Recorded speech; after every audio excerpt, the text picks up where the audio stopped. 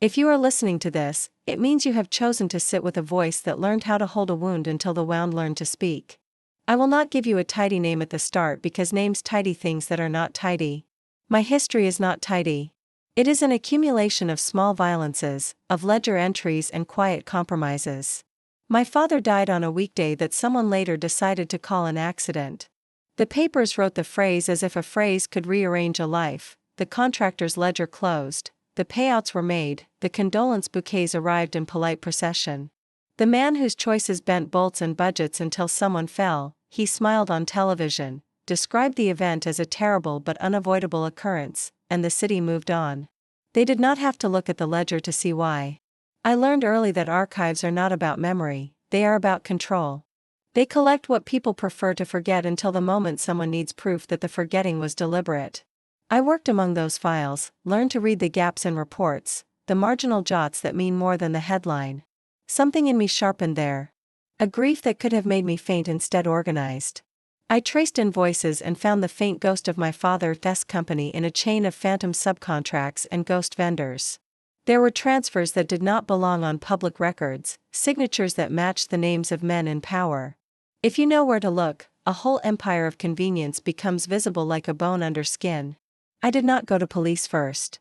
I did not stand on stages and demand justice. I collected quietly. I printed spreadsheets, photocopied pages, kept the smallest of clues in a box under my bed. In the quiet hours the files became a map, and on map paths you can walk without fanfare.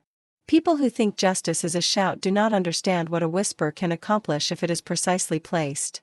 The man responsible, I will call him only what the ledger called him at first, a neat, public-friendly name, lived in glass and charity and was brilliant at making his hands look clean. He had men who erased signatures, he had lawyers who turned indictments into press conferences about unfortunate administrative errors. He liked to be seen doing good while quiet things were done for him. Then a single gray envelope arrived in my life. No stamp. Just a line of type, silence remembers. If you seek balance and cannot bear the blood on your own hands, come to the bell that never rings. I did not go for bravado. I went because the ledger had grown heavy and the air in my chest was a pressure that wanted release.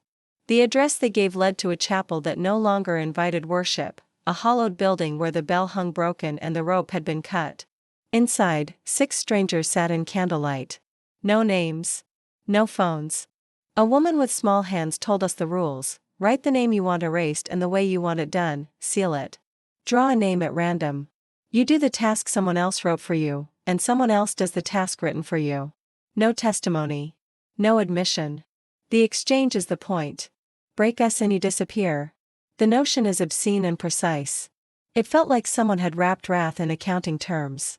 Yet to many, it felt like fairness without bureaucracy, ad hoc justice for people the law had already forgotten. I was not asked for proof or sentiment. I was asked, do you carry a wound? I carried many. I pushed a name and I drew another. The pact will not give you the satisfaction of matching intent, and that is part of its monstrous cleverness.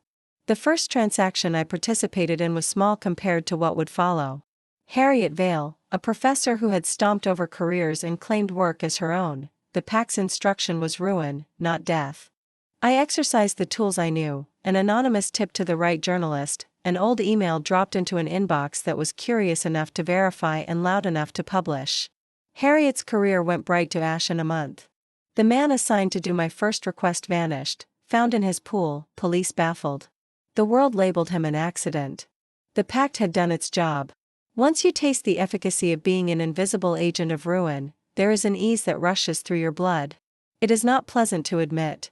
For nights I would sit and watch news feeds, looking for the ripple as a name I'd sent into the system folded and crumpled. I told myself it was justice. And to be honest, far more honest than most people want to be, many of the names deserved it. Powerful men who saw rules as suggestions, who prized profit over people, who turned tragedies into line items, had no moral claim to mercy. But the pact's mechanism makes you partake in a currency that has other, colder tastes. You give to the system, but the system will call its debt at a time and a manner of its choosing. When his name finally entered the bowl, I did not hesitate. The ledger I kept had become precise after years of feverish attention. His name, publicly philanthropic, privately predatory, was the sort who built empires by leaving bodies in the shadow of his buildings. Some would call for fire and fury. I asked the pack to render him unfit to continue. His life would be a slow unpicking, his clients would look at him warily, his allies would withdraw into a calculus of risk. The pact rarely delivers spectacle. It prefers erosion. There is a cruelty in eradication done by other hands. It leaves your conscience intact and also makes you hungry for the sensation of power without the body that carries the blow. Like a person who learns they enjoy a habit too late, I found a rhythm. I would select names for reasons that began as moral and sometimes slid into thinned obsession. I would place them into the bowl and then go home and sleep while a stranger took responsibility for the execution. Packages arrived at my door, sometimes photographs of the result, sometimes something more vicious. The pact is a marketplace for grievance, and markets are as merciless as any god. Because it is not impartial. The pact is pragmatic. It needs balance and the appearance of parity. If you spend too freely, expect the tables to tilt. One night I drew my own name. You understand what that means. Someone else at the table had decided to make me the ledger entry. It could be a test, a warning, a revenge. Or it could be an accounting balancing the scales because I had become too good at spending other people's grief. Panic is never cute. It is arithmetic. You check cameras and faces, invoices and lists of people who smiled too brightly at office parties.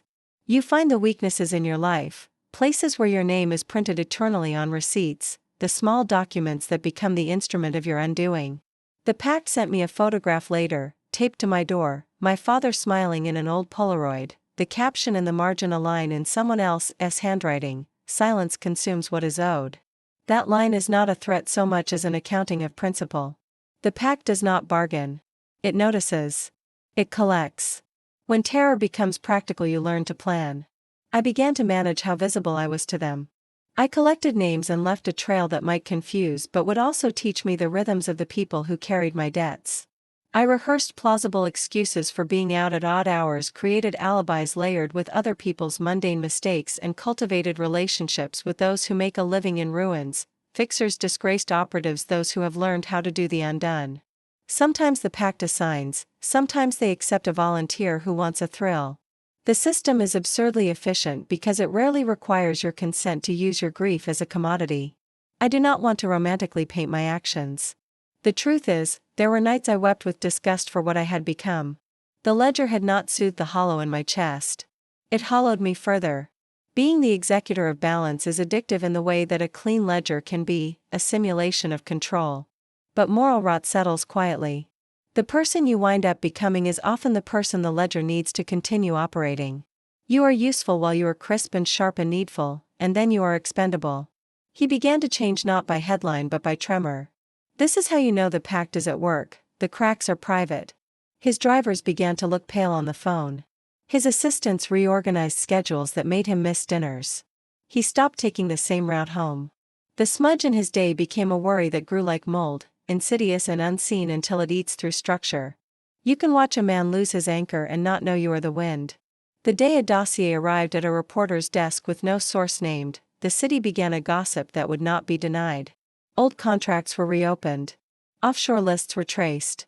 Partners quietly rescinded offers. The man who had once been untouchable stood in a room and could not find anyone who would say a good word for him at risk of their own fortunes. Justice in the public sense is noisy. The pact prefers the tremor.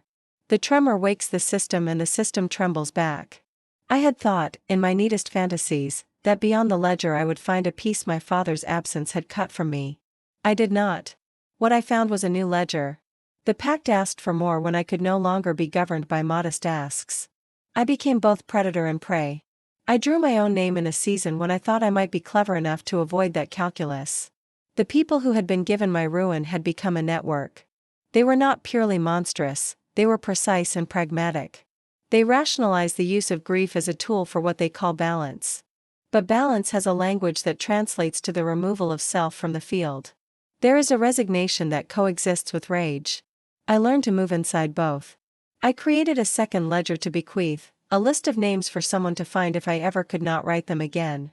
I did this because the pact does not end when your participation does, it persists, seeking equilibrium. We think systems end with closed doors and sirens, but systems rearrange and reassert. I decided to leave a bruise on the future because the only permanent thing I had discovered in the archive was that truth persisted in paper. You can fold it and bury it, but ink remembers. If the knock comes while you are listening to this, know that it is not necessarily the end. There are ways to negotiate within a ledger. There are conversions and trades and the occasional mercy. But mercy is not a rule, it is a currency that must be purchased.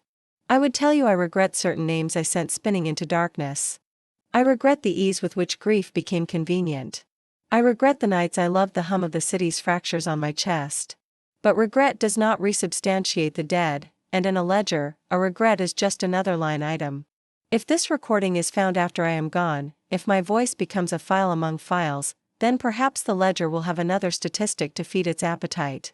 But here is what I want you to carry in the margin: systems that render justice with their own rules are not the answer to broken institutions. They are the consequence. They are how the desperate make bargains with the impossible. They escalate grievances into markets for ruin. They do not restore what was lost. They only propagate the path toward further breaking. At the hour when the lights go down and the city settles into its rhythms of neglect, think about what it means to hand your sorrow to a machine that profits from it. Think about the woman who learned to write names and then had her own name written in return. Think about the ledger that promised balance and delivered a world that remembers you by the weight of papers in a box under a bed. And if you must know who I was called when names were finally allowed to settle into speech, then listen to this carefully because I will not repeat myself to a crowd. My name is Elena Cross. If the pact still claims me, if silence comes, at least this voice carried the truth for a little while. If it does not, then know this: silence remembers everyone, and in a city that pretends to forget, the ledger keeps living things accountable in ways that are both necessary and monstrous. Keep your ledgers clean. Keep your names to yourself. And do not answer the bell that never rings.